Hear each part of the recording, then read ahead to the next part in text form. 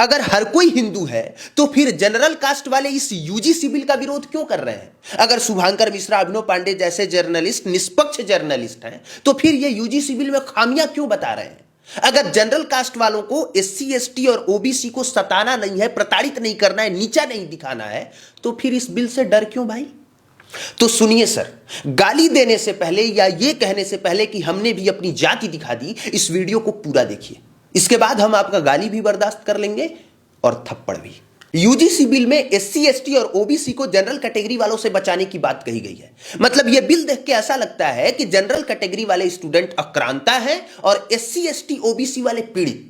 मतलब हर कॉलेज में क्या हमेशा ऐसे ही होता है?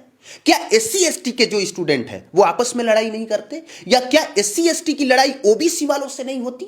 या फिर जनरल कैटेगरी के जो स्टूडेंट हैं क्या उनका मित्र कोई एससी एसटी वाला नहीं होता, ओबीसी वाला नहीं होता? तो फिर इस बिल से जनरल कैटेगरी को बाहर क्यों रखा गया है? जनरल कैटेगरी के जो स्टूडेंट हैं उनको भी इसमें शामिल रखते ना। कोई कहीं भी किसी भी तरीके से किसी को भी नीचा दिखाता, प्रताड़ित करता, जाति सूचक शब्दों से गाली देता तो करते उस पे कार्रवाई, करते कंप्लेन दर्ज। ये क्या बात हुई कि जनरल कैटेगरी वाले ही गलत करते हैं और उनसे बचाने की जरूरत है एससी एसटी और ओबीसी को, और इस पर कानून भी बना दिया जाए। अब अगर मान लीजिए कि किसी ने बोला ब्राह्मणों देश छोड़ो, या फिर ब्राह्मण और राजपूतों ने मिलकर इस देश को लूटा है, या फिर ब्राह्मण पाखंडी होते हैं, तो क्या यह जातिगत भेदभाव नहीं हुआ? यह जाति सूचक गाली नहीं हुई? कुछ लोग कहेंगे ये गाली थोड़े हुई, ये तो सच है ना।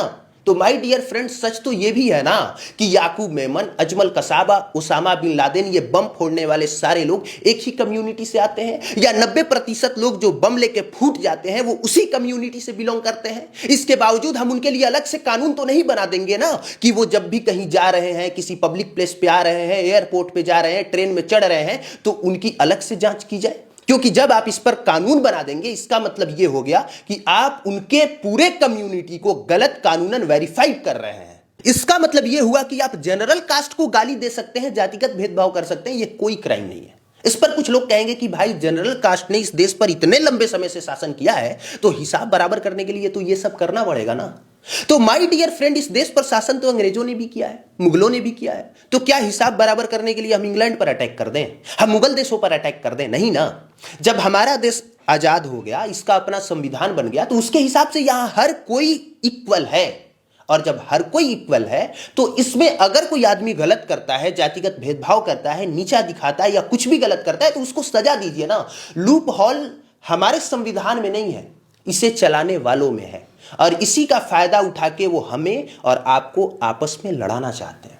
उनको पता है कि जब हम इनमें भेद डालेंगे तभी हमारा काम बनेगा, हम सत्ता में टिकते रहेंगे। क्योंकि यूजीसी बिल ना तो आपने मांगा था, ना हमने मांगा था, ना आपकी दरकार थी, ना हमारी दरकार थी, फिर भी ये बिल पास हुआ ना। ईओसी में जनरल कैटेगरी को शामिल ही नहीं किया गया है, और उसके पीछे का तर्क यह है कि जब कोई एससी एसटी या ओबीसी का स्टूडेंट कंप्लेन करेगा तो जो जांच करने वाले लोग होंगे वो एससी एसटी ओबीसी, दिव्यांग और महिला होने चाहिए। जनरल कैटेगरी का कोई भी स्टूडेंट उसमें नहीं होना चाहिए, क्योंकि जनरल कैटेगरी का अगर स्टूडेंट होगा तो न्याय सही से नहीं मिल पाएगा। आपको यह तर्क कहीं से वाजिब लगता है? यह तो यह भी हो सकता है ना कि इस तरह से फैसला एक तरफा ही आ जाए।